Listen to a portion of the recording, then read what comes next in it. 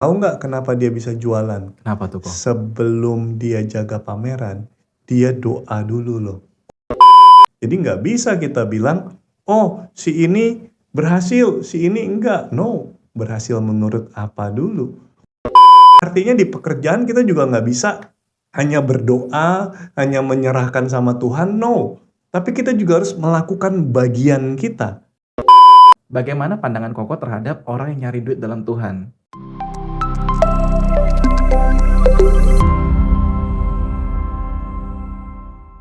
Halo Shalom sahabat Insight, apa kabar? Kembali lagi bersama gue Rafael Vianto di acara gue Insight, Learn Something New, di mana kita bisa belajar dari mana aja dan kapan saja dengan siapa aja. Hari ini gue lagi kedatangan teman gue, yaitu Koko Adit. Koko Adit ini siapa sih? Koko Adit ini adalah teman sepelayanan gue dulu.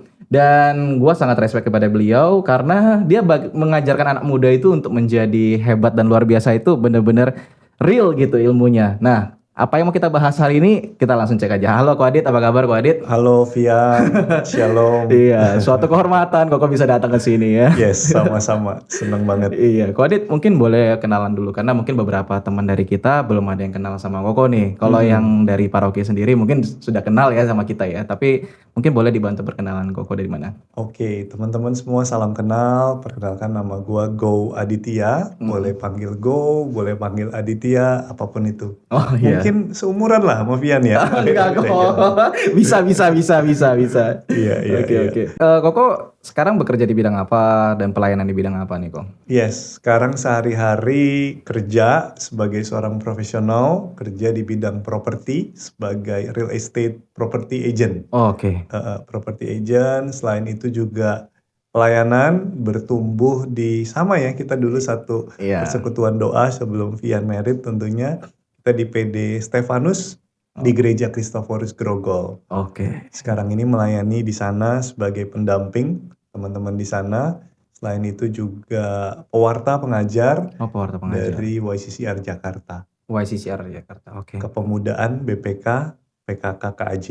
Oke. Kok kalau misalnya pewarta sama pengajar itu sebenarnya beda nggak sih, Kok? Yes, ada sedikit perbedaan sih. Jadi kalau pewarta itu mereka yang mewartakan firman Tuhan di persekutuan doa, di PD-PD gitu ya. Kalau pengajar itu lebih ke jenjang pembinaan. Kayak retret, hidup baru dalam Roh Kudus, terus BCM, Basic Christian Maturity, dan lain-lain. Jadi tiap jenjang itu ada modulnya yang harus dipelajarin. Secara kesempatan beda nggak, Kok? Misalnya kayak pewarta itu cuman hanya bisa di PD, di pengajar tuh nggak bisa, atau mungkin sama aja atau gimana sih Kok sebenarnya? Iya, pasti beda. Jadi kalau pengajar hanya bisa bawakan retret.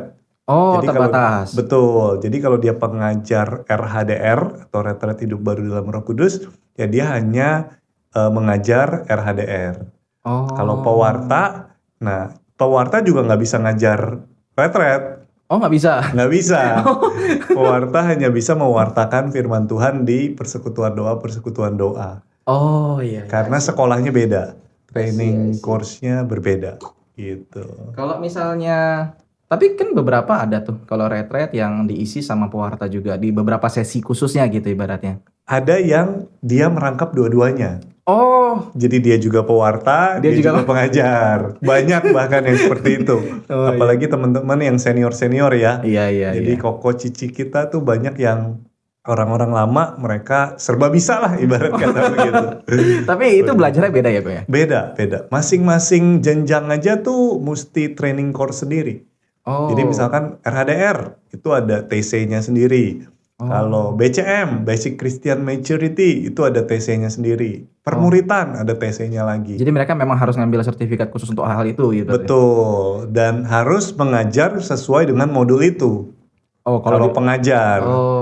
Kalau pewarta kan lebih bebas ya, sesuai tema yang diberikan, sesuai dengan sharing pengalaman iman yang dialami si pewarta itu sendiri.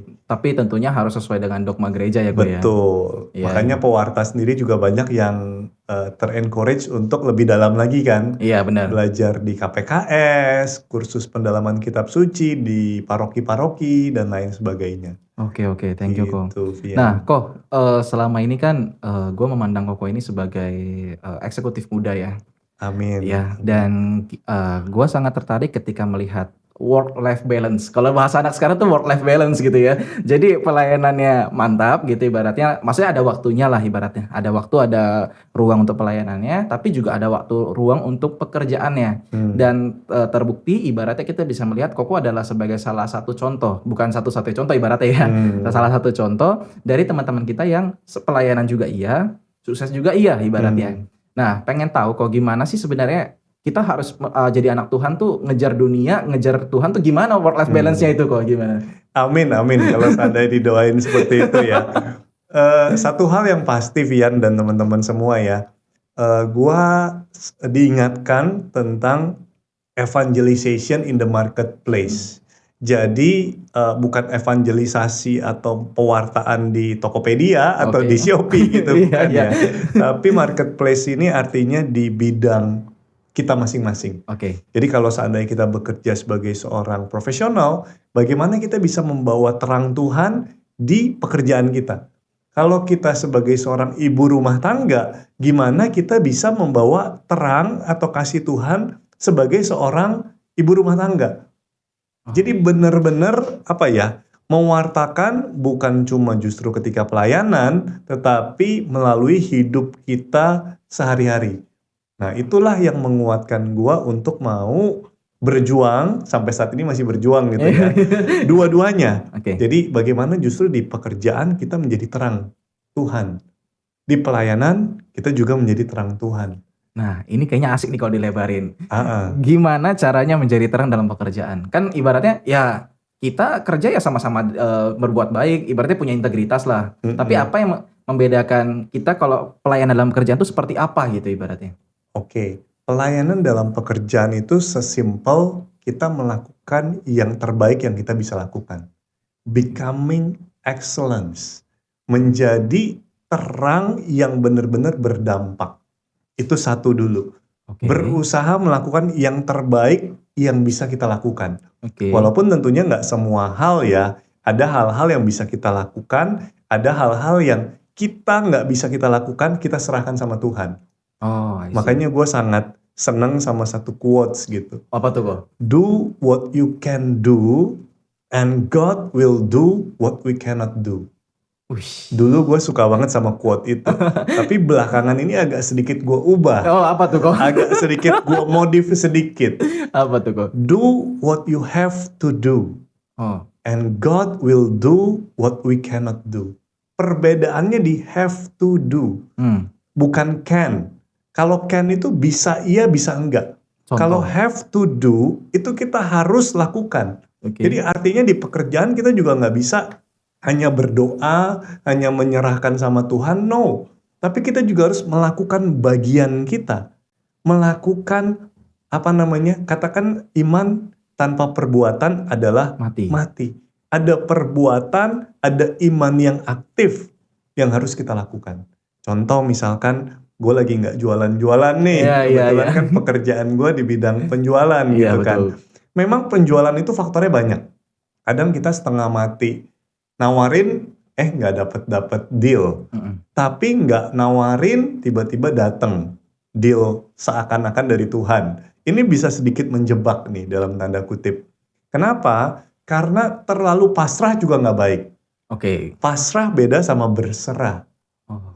Berserah itu adalah ketika kita udah melakukan semaksimal mungkin. Apalagi kan sekarang zaman digital.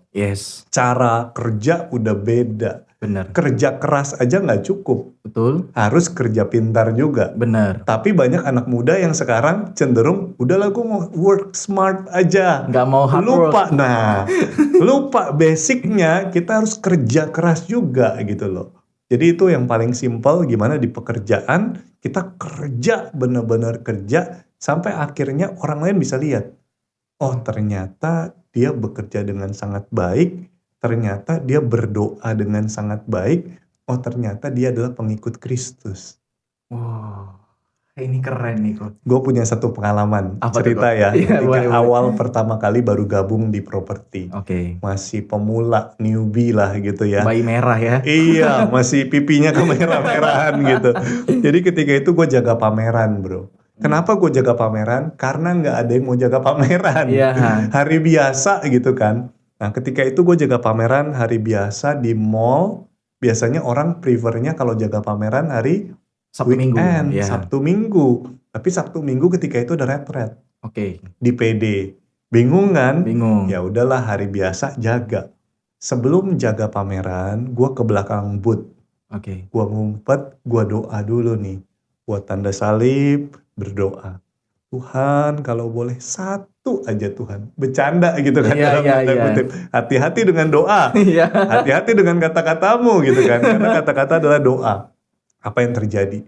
Flyer pertama yang gue bagikan, mall itu ketika itu sepi banget Vian. Karena hari biasa. Betul. Ketika itu flyer satu yang gue bagikan, orang ini sangat kritis. Kritis Dia banget. tanya panjang lebar. Kadang-kadang biasanya nanya panjang lebar nih nggak jadi beli. Benar. Cuma nanya-nanya doang Benar, kadang-kadang benar. gitu kan.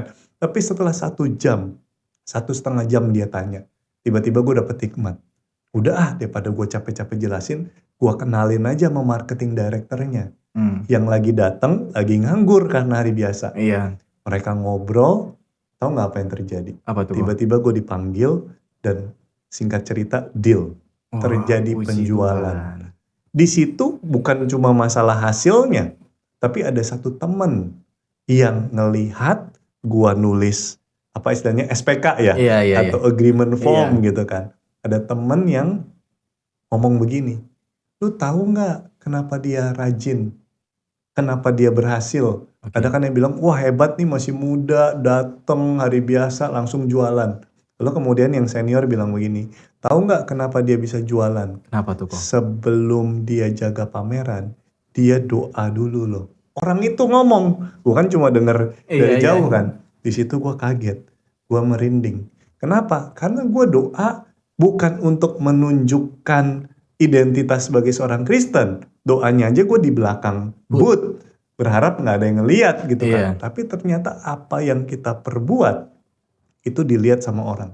Dan itu jauh lebih powerful daripada apa yang dia katakan. Dia daripada apa yang kita katakan. Dia melihat secara langsung orang ini berdoa, orang ini berserah, orang ini berjuang dan ada hasil yang Tuhan berikan. Di situ gue bilang, wow, ternyata Tuhan tuh luar biasa gitu loh. Hari biasa aja bisa jualan kalau Tuhan memang berkehendak. Oke. Gitu. Gila, mantap banget ya. Oke, sebenarnya ini gue pengen punya pertanyaan lanjutan, tapi gue pengen pindah ke pertanyaan yang lain dulu. Nanti akan gue sambungin lagi ke sini kok. Nah, seberapa penting sih di mata Tuhan uang bagi manusia? Oke, seberapa penting di mata Tuhan uang bagi manusia? Tentunya penting ya, karena segala sesuatu yang menjadi kebutuhan kita pakai uang. Betul. Gitu kan. Contoh ketika kita mau istri mau lahiran, anak, mungkin kalau zaman masih single, masih kuliah, masih kerja awal mungkin nggak terlalu signifikan. Betul. Tapi kalau udah tanggung jawabnya lebih, tanggung jawabnya tambah besar, itu biasanya pengeluarannya makin besar. Dan uang yang dibutuhkan juga makin besar. Terbukti dari doa yang diajarkan sama Tuhan, berikanlah kami rezeki pada hari ini. Jadi memang uang atau rezeki atau berkat materi itu sesuatu yang penting. Tapi bukan berarti sesuatu yang utama. Jangan sampai kita salah. Nah, gimana nih menempatkannya nih kok? Ini menarik nih, karena kan banyak anak muda yang salah menempatkan posisi uang dan Tuhan nih gitu. Betul, jangan sampai kita salah. Ada hal-hal yang kita butuhkan, ada hal-hal yang kita inginkan. Ini dulu nih yang perlu dibedakan nih. Kebanyakan orang itu pengennya banyak. Dan kerjanya atau effortnya nggak sesuai dengan apa yang dia pengen. Contoh, misalkan anak zaman sekarang lihat launching handphone terbaru. Iya. Lalu promak ya kok ya. Iya, dan yang bisa dilipet-lipet juga kan itu promonya dunia kan sangat menarik sekali gitu kan. Iya, betul. Dan bisa dicicil, kalau nyicil malah free 1 bulan cicilan. Iya. Bisa pakai kartu sakti. Iya. Ditambah lagi iming-iming kerja pintar harus pakai handphone pintar. Iya benar. Itu kan jadi semakin membenarkan. Iya. Ada perbedaan antara kebenaran dengan pembenaran. Ini menarik nih. Kebenarannya adalah Tuhan memberikan apa yang kita butuhkan, bukan apa yang kita inginkan. Tapi pembenaran kita, keinginan kita itu seakan-akan jadi kebutuhan kita. Bener. Iya kan? Iya. Ketika kita udah cenderung, contoh, gue jadi keinget dulu gue pernah lagi di atas angin, tadi cerita nih, banyak jualan gitu kan. Lu pengen kan, anak muda, Iya. pengen lebih sukses lagi, pengen lebih kaya lagi dalam tanda kutip, gue invest lah di saham. Oke. Ketika itu gitu kan. Iya. Dan alhasil sahamnya rugi. Dan nominalnya besar. Disitulah gue belajar. Ketamakan. Atau kerakusan. Atau kalau bahasa sucinya cinta akan uang gitu ya. Cinta akan uang itulah yang justru malah bikin kita makin terjerembab terhadap konsekuensinya. Kan kemarin baru dibahas juga tuh kan, gue sempat lihat di videonya Vian gitu kan. Apa tuh kok? Dosa gitu kan, konsekuensi dari dosa, akibat dari dosa itu sesuatu yang kita nggak bisa hindari. Iya. Tuhan memang Maha Pengampun, tetapi akibat dari dosa itu akan terus mengintai kita. Sama kurang lebih. Ketika kita terlilit hutang atau kita nggak ini, nah itu juga akan mengintai kita terus-menerus. Gitu. Nah, terus untuk menempatkan uang kepentingan dalam, kan tadi udah ngomong seberapa Tuhan tahu itu penting kok. Nah, gimana cara kita menyikapi uang dalam kehidupan sehari-hari? Contohnya kan gini, kalau kita sambungin ke pernyataan Koko yang tadi pas kesaksian itu, ada loh kok orang-orang yang sudah effortnya bagus, kerja keras, dia sudah beradaptasi juga dengan kondisi sekarang digital marketing dan lain sebagainya. Dia kerjanya rajin, dia juga ibadahnya mungkin rajin dalam tanda kutip, tapi hasilnya nggak keluar nih kok. Nah, bagaimana kan kalau di mata dunia kan mengajarkan kita bahwa orang yang berkecukupan terus dikabulkan doanya adalah orang yang disayang sama Tuhan. Apakah orang yang tadi ku sebutkan ini tidak disayang sama Tuhan atau bagaimana nih kok ceritanya nih kok? Oke, ini menarik nih. Ada 3 hal. Ada 3 hal yang menjadi poin penting. Yang pertama adalah iman yang aktif. Iman yang aktif di sini berbicara tentang action tadi. Atau skill, kerja keras, mau belajar apa enggak sama hal baru, teknologi dan lain sebagainya. Tapi ada poin yang kedua, yaitu perkenanan Tuhan. Jadi ibarat kata semaksimal mungkin kita melakukan yang kita bisa, tapi kalau memang perkenanan Tuhan itu belum datang, belum ada, belum tentu ada hasilnya ketika itu. Yang ketiga yang gak kalah penting adalah waktu Tuhan. Jadi 3 poin ini bersatu, iman yang aktif, ditambah perkenanan Tuhan, ditambah waktu Tuhan. Nah itulah yang dimaksud dengan ada berkat, ada dalam tanda kutip kemenangan, mujizat, dan lain sebagainya. Tetapi yang sulit adalah menunggu ini. Waktu menunggu ini. Karena tiap orang waktunya beda-beda. Betul. Ada orang-orang yang dalam tanda kutip berhasilnya di umur 20-an. Ada yang di umur 30-an mungkin. Ada yang ketika udah punya anak baru berhasil mungkin. Nah ini kan kita gak bisa sama ratain.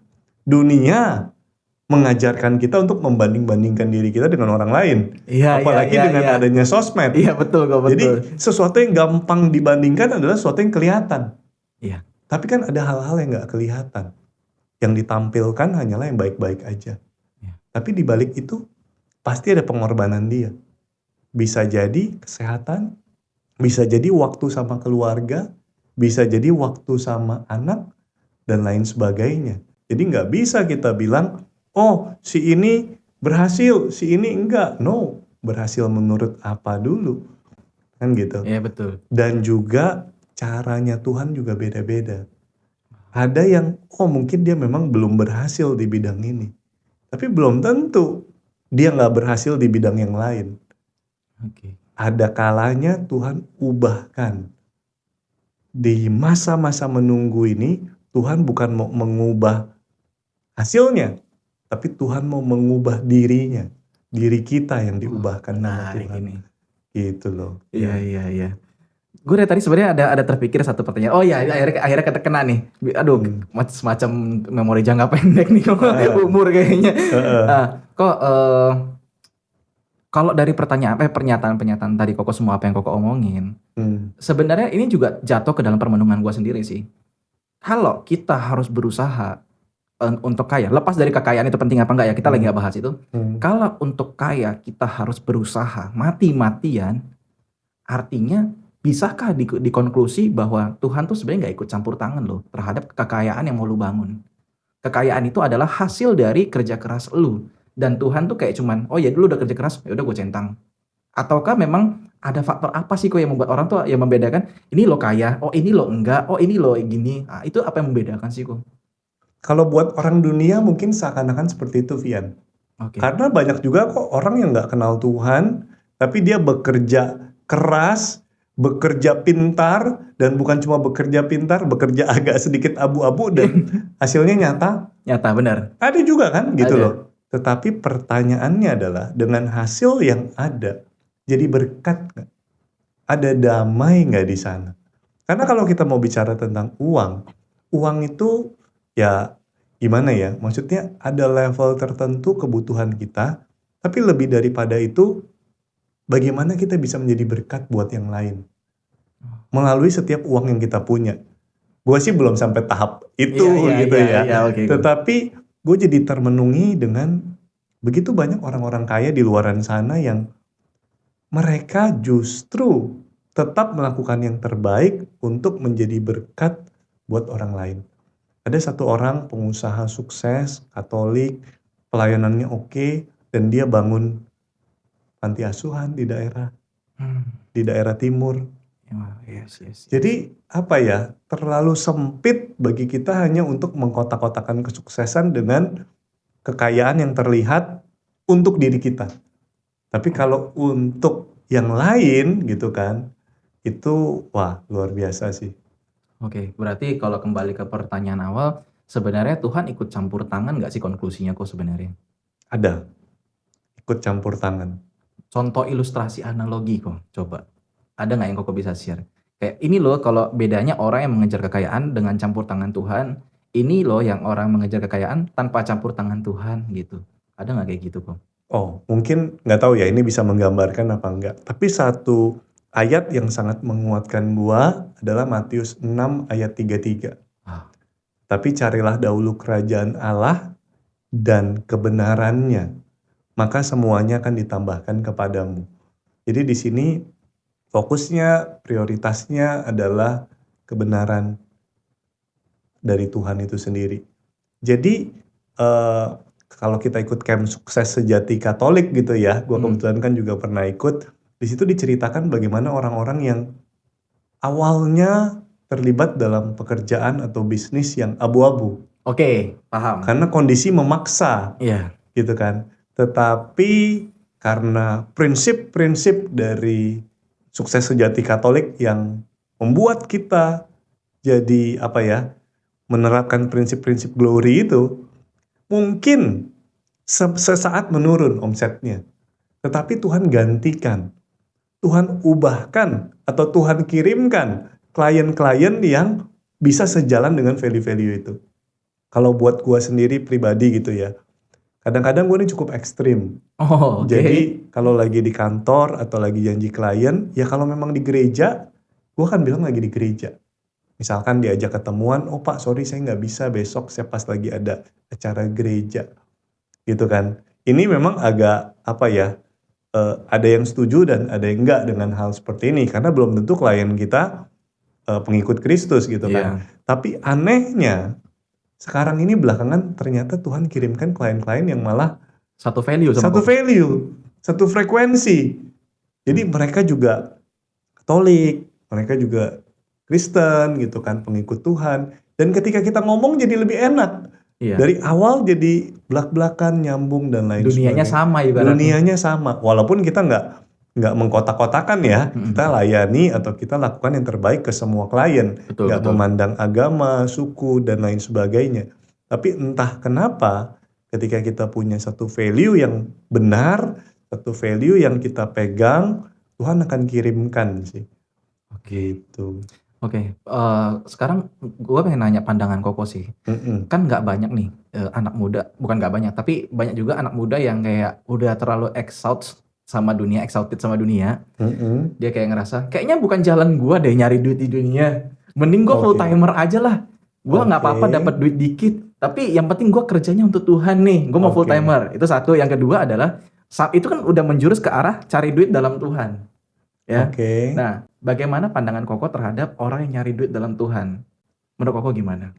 oke, gini, itu tipis sih, Tipis. tipis banget dalam arti kata, sulit bagi kita untuk menghakimi atau menilai orang ini, seperti apa. Hanya Dia dan Tuhan yang tahu apa yang jadi Iya benar, benar, benar. motivasi dirinya. Dan kondisi bisa berubah. Dalam tanda kutip, keadaan, kondisi itu bisa merubah seseorang. Tapi satu hal, em, apa namanya, full time pelayanan seperti itu ya. Jangan sampai kita bersembunyi Oh, di balik pelayanan kita. Contoh, kita membutuhkan apresiasi yang oke. kita nggak dapatkan di pekerjaan, di keluarga, dan lain sebagainya. Tapi kita dapatkan di pelayanan. Oh, I see, paham kok. Sehingga akhirnya kita jadi mengejar itu terus. Mm-mm. Kuncinya adalah balance. Dalam arti kata, ya memang tiap fase kehidupan beda-beda ya. Mungkin kalau masih single bisa digenjot pelayanannya. Tapi ketika udah punya family, mungkin ada masanya kita harus geser sedikit prioritasnya. Mm. Jadi itu suatu yang umum gitu.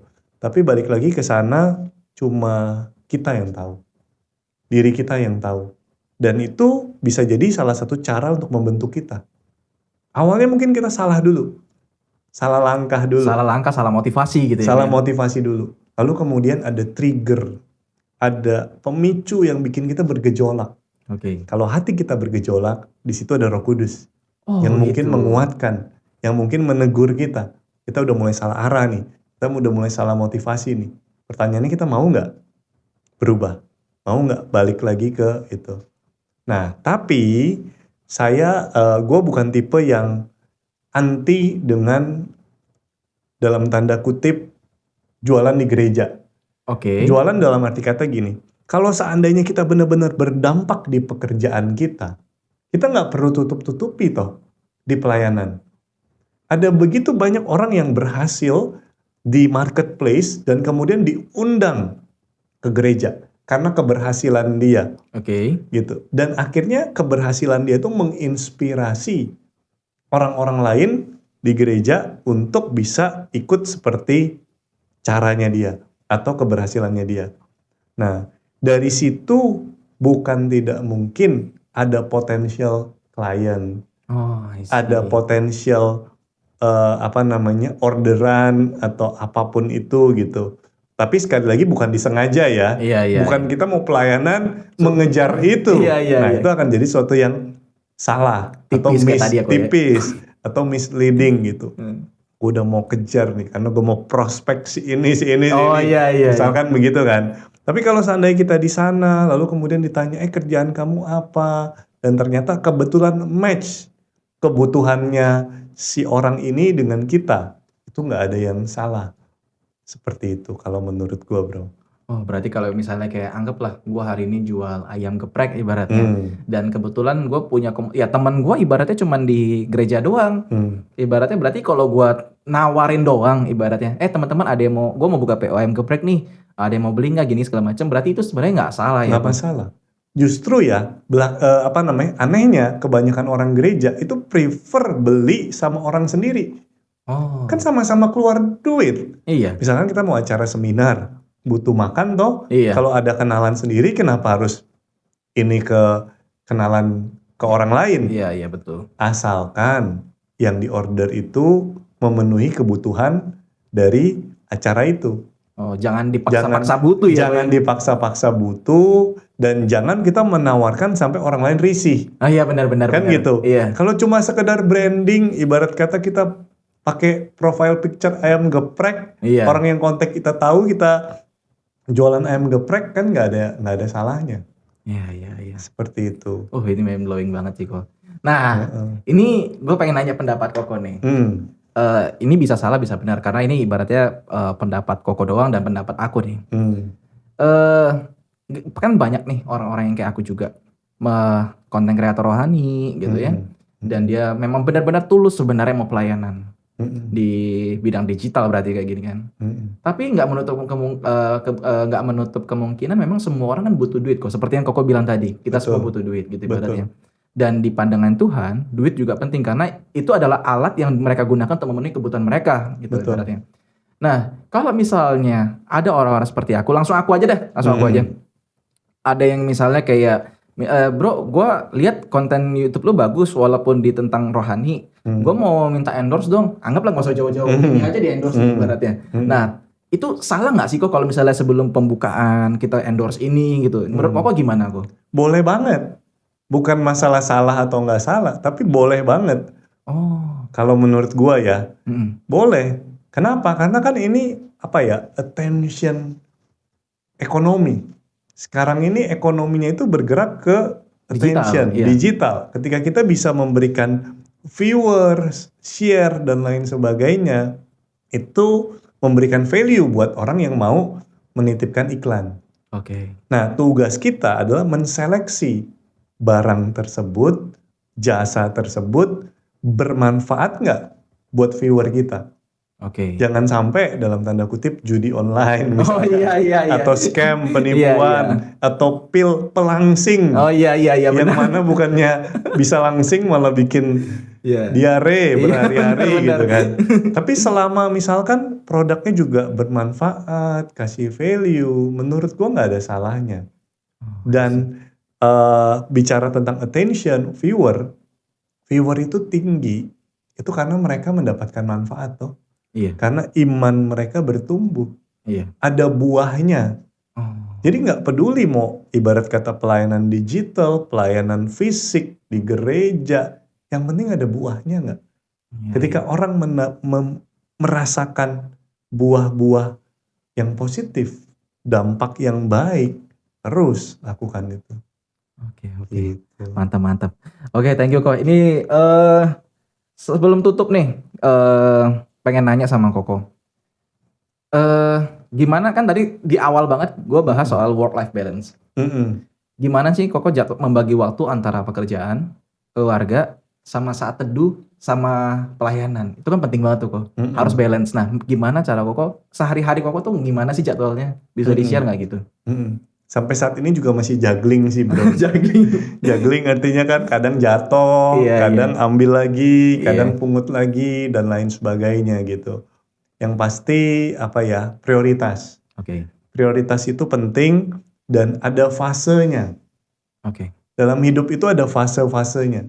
Ada masa di mana kita prioritasnya adalah pekerjaan. Ada masa di mana prioritasnya pelayanan.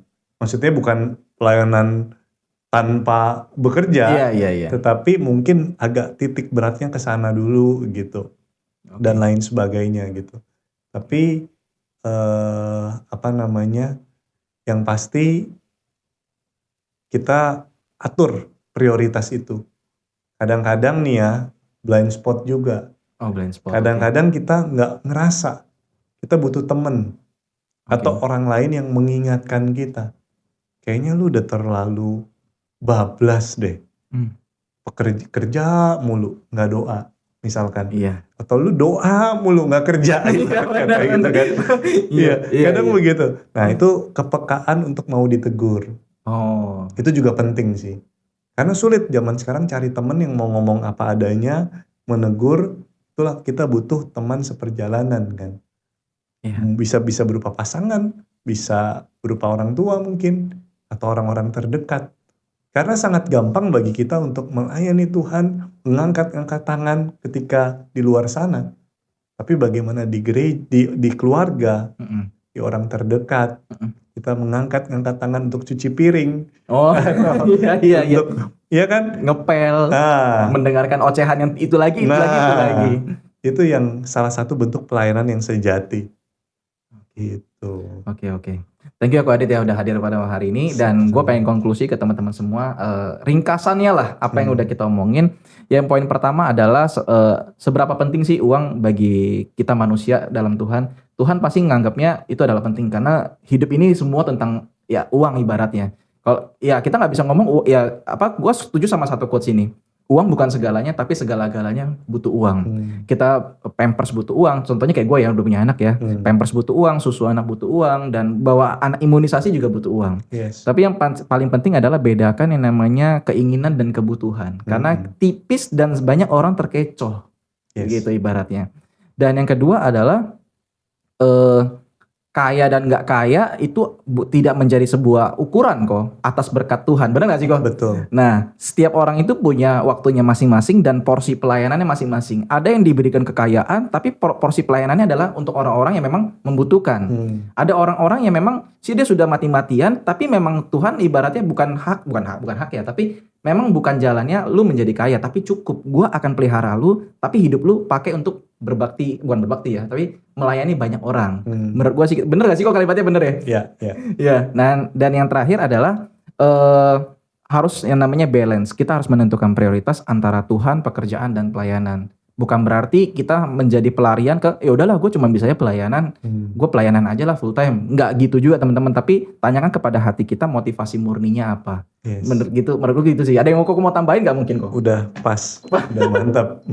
Aduh ini alarm bunyi dulu. Oke, paling segitu ya teman-teman ya. Memang kita bisa belajar dari mana aja, dari siapa aja, di kapan aja, dan memang kebetulan hari ini gue ketemu sama Kogo yang ibaratnya pembicara salah satu yang sangat gue hormati, gue hargai. Dia adalah teman gue yang dimana dulu juga titik rendah gue banyak Kogo yang banyak menginspirasi gue. Amin. Thank you ya Kogo ya udah mampir ya. Oke, kalau gitu kita tutup aja podcast kita hari ini. Sampai jumpa di podcast berikutnya. God bless everyone. Bye.